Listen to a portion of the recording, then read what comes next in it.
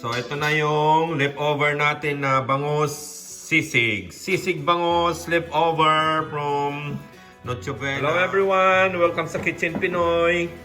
Magluluto tayo ngayon ng sisig na bangus. So, ito yung leftover namin nung December 31.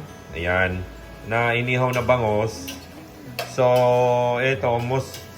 Usually, nasasayang lang ito eh. So, naisipan ko, gagawin nating sisig ito. Simpleng sisig lang ito. Ayan. Yan yung buntot.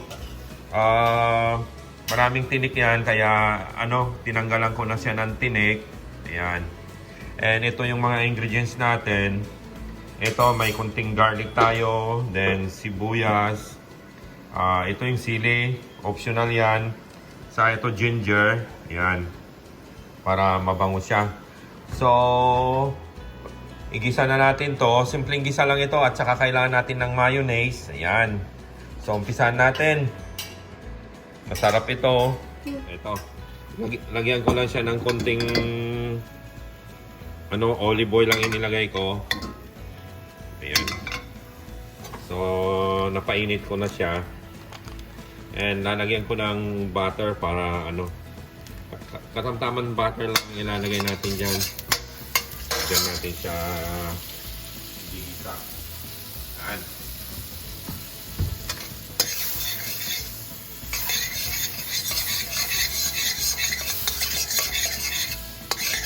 Para hindi masunog yung butter, lagyan natin ng konting mauna yung oil. Para hindi siya mag-dark na maigi. So, ayan, okay na siya. Then, lagyan na natin yung garlic natin. So, para mabango siya, lalagyan ko ng garlic. Ayan.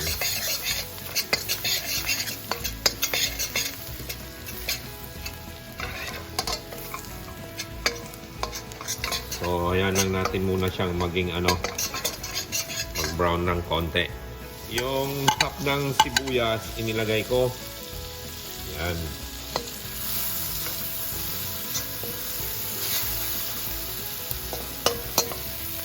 Then, yung ginger natin, ilagay ko na. So, igisa lang natin siya ng konti. Ayan.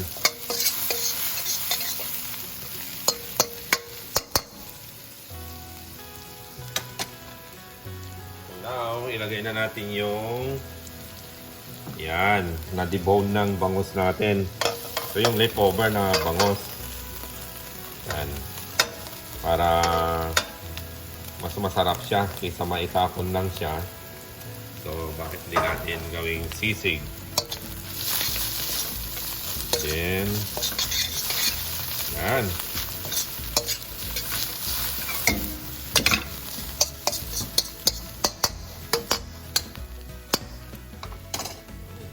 Yan natin ng ito yung bagong durog na paminta. Konti lang.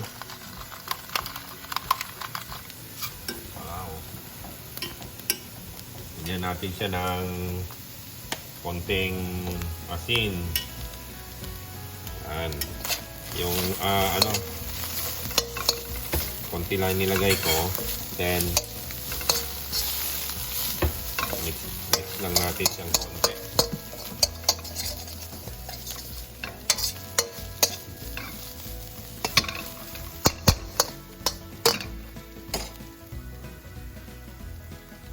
Malapit na siya. So, ayan, malapit na siya. Medyo pumuputok na siya. Lagyan ko lang ng 1 teaspoon na soy sauce. Ayan. I-mix lang natin siyang maigi.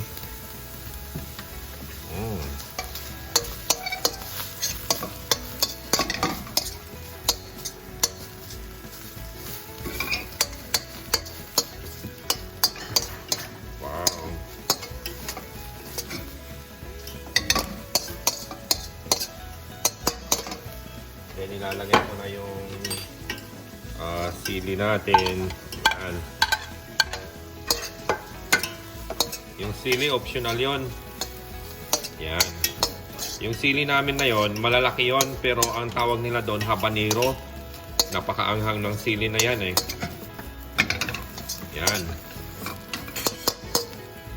So, next, ilalagay ko na yung lagyan natin ng pampaasim. Ito, lemon ang inilagay ko. Ayan.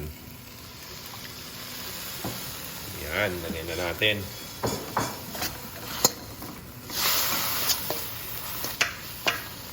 At ilagay ko na rin yung natitirang sibuyas. Ayan siya. And lagyan na natin ng mayonnaise.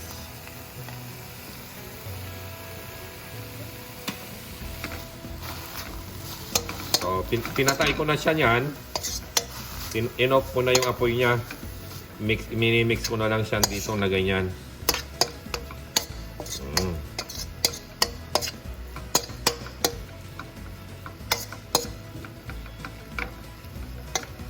So, ayan. Ready na siya.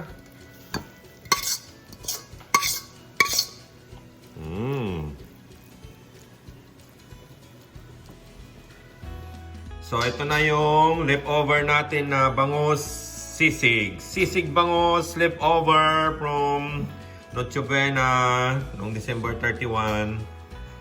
Yan. Ayan guys, simple lang siya. Simple lang, madali lang lutuin at para hindi masayang yung buntot ng bangus. Yan, gawin nating sisig.